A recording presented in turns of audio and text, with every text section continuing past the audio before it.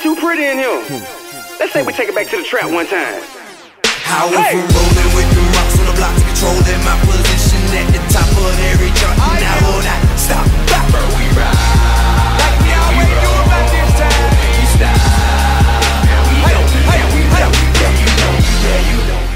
So, what sort of services does the organization offer? So primarily what we do is we host the events, but at the same time, we do outreach opportunities for anybody else. We are a leadership academy that basically teaches skills like event planning, networking, professional writing, digital outreach, stuff like that. And it's really helpful because these are things that you would normally have to learn on your own, but we provide that mentorship for you guys, so that you get a personal education from it, and you get to do it in practice. I think a lot of times it's easy to teach something from a book, but to actually get the chance to do it in real life is a lot more useful than just learning it from a book. So yeah, I always find the best way to learn something is to do it. And what we do is, that's exactly what we do in First Thursdays. We give you the chance to really do an event. When was it founded and by who? Like I said before, it could be in 2004, but I'll have to get back to you on that. You can always check our website or our Facebook. But it was founded by one of the core organizers that started out was this guy named Tomo Norimoto.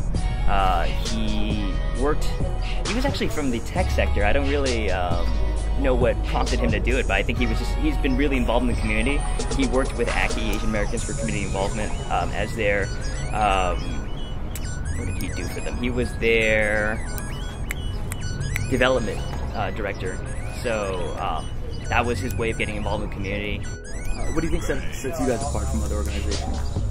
I would say just the level of care that we put into our events. I think that with a lot of organizations, they're usually paid staff, and they don't necessarily are part of the community, because we have a lot of different, diverse organizers from all walks of life and different ethnicities, that they really bring perspectives that aren't usually found. And because we're such an open organization, that we like to bring in people in not such a formal aspect. None of these people are paid. They want to do this because they're here to make a change. That it really opens up a lot more opportunities for us to get a wide variety of subjects and perspectives. What made you become a part of South Bay First Thursday? What's helped you stay motivated and keep working? Well, when I graduated from college, I went to school at UC Santa Cruz, poli-sci major, obviously. I came back to Mountain View, where I live afterwards, and I wanted to kind of use what I learned in school. They don't really prepare you for the kind of community work, because I don't know, when you do a poli-sci degree, it's usually about, how does this affect the international community, how does it affect the national community, but we never really focus on the local community. How does this affect San Jose, how does this affect Milpitas or Mountain View or Palo Alto, and we just wanted to bring grassroots organization back to something that's not purely political, but definitely has something to do with social issues. And I worked in a lot of campaigns as well, so I really whet my appetite for that. And then I found out about this while I was working as a campaign manager for a local race. I really liked what they were doing. They were bringing issues to light that weren't really covered. So I think the first event I went to had to do with Vietnamese nail salon workers and the dangers that they're exposed to on a regular basis with harsh chemicals that, they don't have a union. They're paid a lot of times under the table. A lot of times they're just uneducated immigrants who are looking for work, and we really wanted to bring their plight more to the surface and get more people to know about what they have to deal with. How do you feel about local government now affecting the Asian community around here? Well, I would say that locally it has a lot to do with respecting culture. It has to do with our interactions with police. Police heavily, actually, because of the language barrier. I see. A lot of times they will not understand cultural norms, and that will lead to a lot of misunderstandings and arrests. I actually work with another organization as well called the API Justice Coalition, and they deal specifically with those issues, with payday lending, and how people. Do you guys know about payday lending? Like basically, you go into one of these shops and you basically write a check, a future check that you're getting, and then they'll write you a check basically so that you can have money now and then you can pay them later. But they have interest rates that are like maybe sometimes like 300% of what you owe, and it's technically predatory lending. But a lot of immigrant populations don't know that this is really bad for them. So they'll just say, "I need money now, but so I'll agree to your terms." And the city of San Jose, for instance, is trying to limit the amount of payday lending institutions that are allowed in the city.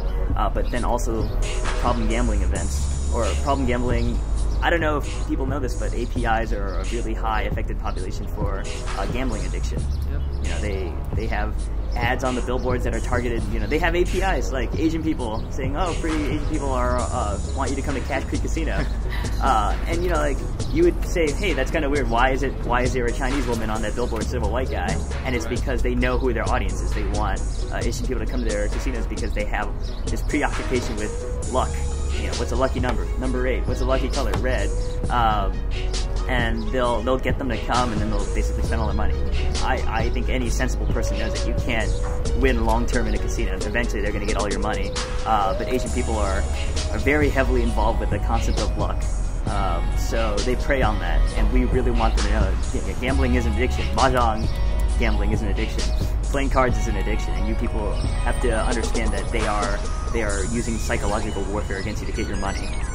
So that's why we work really hard to have gambling rehabilitation programs, and we've done an event like that for South Bay First Thursdays. We work with ACI that has a program specifically for that rehabilitation.